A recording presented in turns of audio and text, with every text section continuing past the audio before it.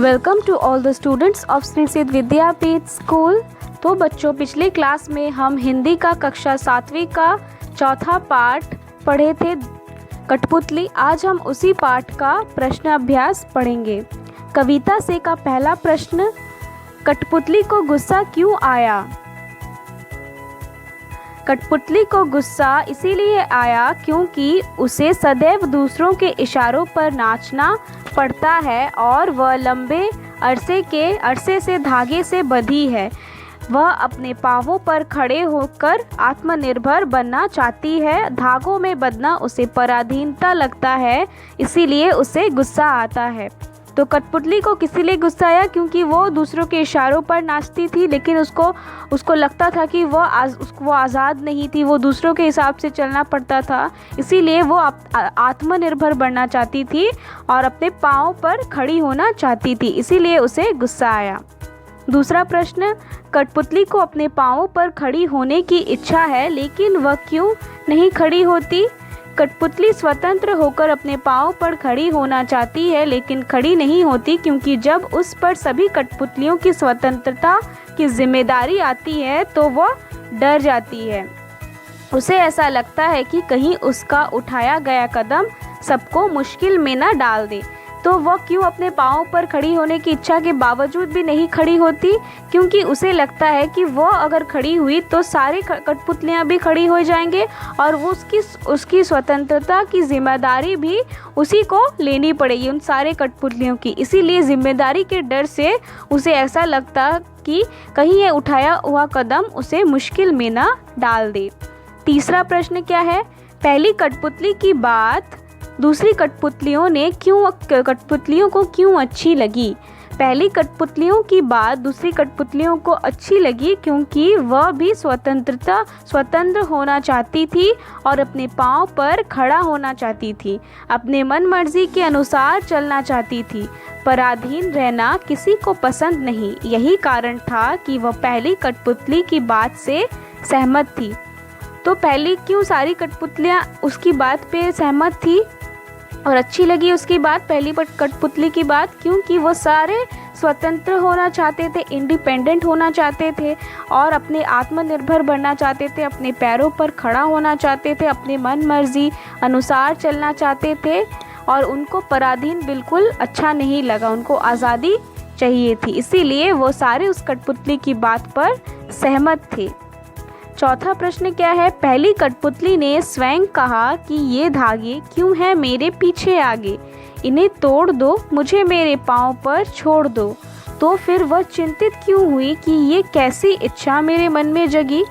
तो आपको इस प्रश्न का आंसर देना है। यहाँ पे 4 वाक्य दिए गए हैं, उसी हिसाब से देना है, उसकी सहायता लेके देना है। जैसे कि पहले तो वो कठपुतली ने कहा कि मुझे अपने पाँव पर छोड़ दो, वो धागे तोड़ दो, लेकिन उसके बाद फिर से उसने अपने मन को क्यों ये प्रश्न पूछा कि ये कैसी इच्छा मेरे मन में जगी?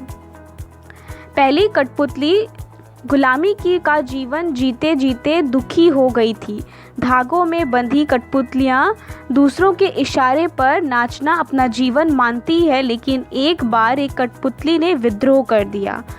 उसके मन में शीघ्र ही स्वतंत्र होने की लालसा जागृत हुई, अतः उसने आज़ादी के लिए अपनी इच्छा जताई। लेकिन सारी कठपुतलियाँ उसकी हाँ में हाँ मिलाने लगी और उनके नेतृत्व में विद्रोह के लिए तैयार होने लगी। लेकिन जब उसे अपने ऊपर दूसरों कठपुतलियों की जिम्मेदारी का एहसास हुआ, वह डर गई। उसे ऐसे लगने लगा कि न जाने स्वतंत्रता का जीवन भी कैसा होगा। यही कारण था कि पहली कठपुतली चिंतित होकर अपने फैसले के विषय में सोचने लगी। तो पहले सारी कठपुतलियाँ गुलामी का जीवन जीती थी, वो दूसरों के इशारों पर नाचती थी, लेकिन एक बार एक कठपुतली में विद्रोह जगा कि हमें अपने आप ही चलना है, हमें आत्मनिर्भर बनना है, तो उसने विद्रोह किया। तो सारी जो कठपुतलियाँ थी वो भी उसकी हाँ में हाँ मिलाई और उसी के नेतृत्व में विद्रोह करने का ठान लिया।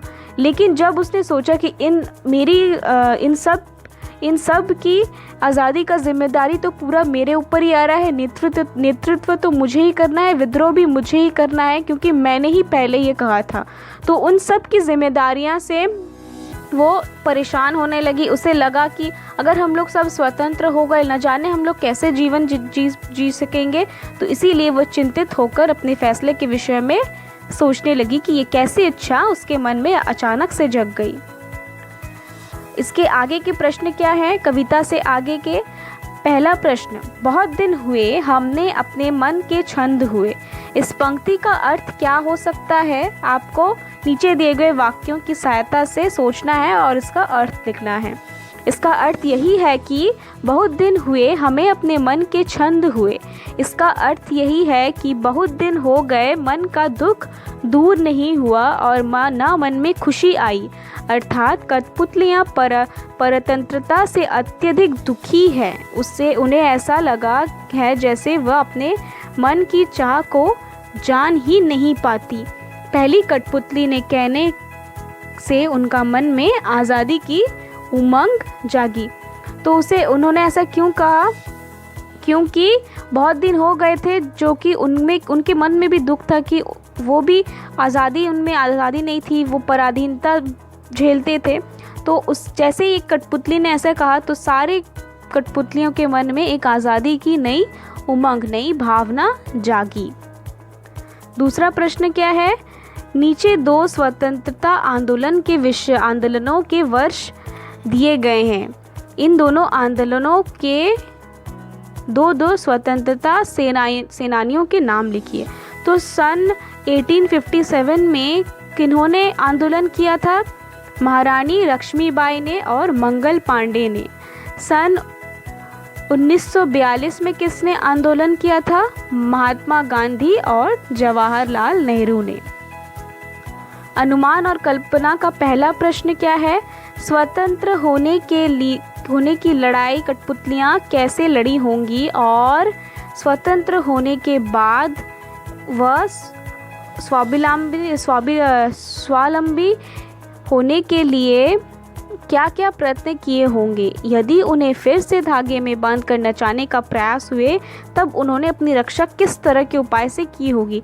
तो आपको ये अनुमान लगाना है और कल्पना करना है, यानी सोचना है कि अगर वो स्वतंत्र हो गई कठपुतलियाँ तो उसके बाद, स्वतंत्र होने के बाद स्वावलंबनी बनने के लिए उसने क्या क्या प्रयत्न किया होगा।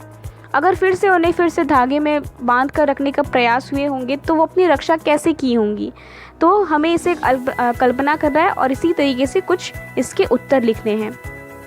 स्वतंत्र होने के लिए कठपुतलियाँ लड़ाई आपस में मिलकर लड़ी होंगी, क्योंकि सबकी परेशानी एक जैसी थी और सबको एक जैसे धागों से स्वतंत्र चाहिए था। पहले सभी कठपुतलियों से विचार विमर्श किया होगा।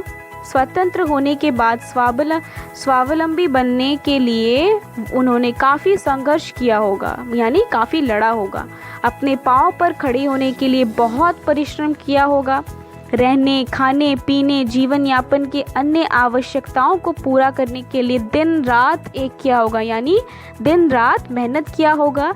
यदि फिर भी उन्हें धागे में बांध कर नचाने का प्रयास किया गया होगा तो उन्होंने एकजुट होकर इसका विरोध भी किया होगा, यानी फिर से विरोध किया होगा, क्योंकि गुलामी में सारे सुख होने के बावजूद भी आज़ाद रहना ही सबको अच्छा लगता है। उन्होंने सामूहिक प्रयास से ही शत्रुओं की हर चाल को नाकाम किया होगा। इसी तरह उन्होंने अपनी आज़ादी का कायम रखी होगी। ठीक है, चलिए अभी भाषा की बात की ओर बढ़ते हैं। पहला प्रश्न क्या है, कई बार जब 2 शब्द आपस में जुड़ते हैं तो उनके मूल रूप में परिवर्तन हो जाता है।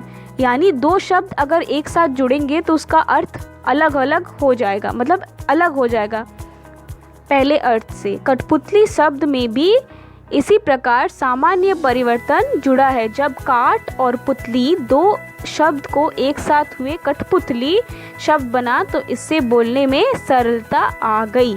इसी प्रकार के कुछ शब्द हम लोगों को बना के लिखने हैं, जैसे कि हाथ और कड़घा यानी हथकड़घा, हाथ और कड़ी हथकड़ी, सोन और पड़ी सोनपरी, मिट्टी और कोड मटकोड या फिर मटमैला, हाथ और गोला हथगोला, सोन और जूही सोनजूही। ऐसे ही 2 शब्द जुड़ने से उसका अर्थ अलग हो जाता है। दूसरा प्रश्न क्या है? कविता की भाषा में लय या तालमेल बनाने के लिए प्रचलित शब्दों और वाक्यों में बदलाव होता है। जैसे आगे पीछे अधिक प्रचलित शब्दों की जोड़ी है, लेकिन कविता में पीछे आगे का प्रयोग हुआ है। यहाँ आगे का बोली या ये धागे से ध्वनि का तालमेल है। इसी प्रकार के शब्दों को जोड़िए और आप भी परिवर्तन कीजिए। ठीक है, आपको इसी शब्दों को जोड़ना है और इसमें परिवर्तन क्या क्या ला सकते हैं आप? पतला दुबला, इधर उधर, ऊपर नीचे, ऊपर ऊपर नीचे जैसे बोलते हैं उसको नीचे ऊपर, दाएं बाएं को बाएं दाएं भी बोल सकते हैं, काला गोरा को गोरा काला को काला गोरा भी बोल सकते हैं, या फिर लाल पीला को पीला लाल भी हम लोग बोल सकते हैं। और एक यहाँ पे एक प्रश्न है जिसका जो प्रश्न क्या है? इस कविता के माध्यम से कवि क्या कहना चाहता है? ये प्रश्न एक्स्ट्रा है, आपको ये पढ़ना है, लेकिन ये बहुत ही इम्पोर्टेंट महत्वपूर्ण प्रश्न है कि इस कविता के माध्यम से कवि हम लोगों को क्या वार्ता देना चाहता है, यानी क्या समझाना चाहता है, क्या बोलना चाहता है। इस कविता के माध्यम से कवि ने आज़ादी के महत्व को बतलाने की प्रयास की है।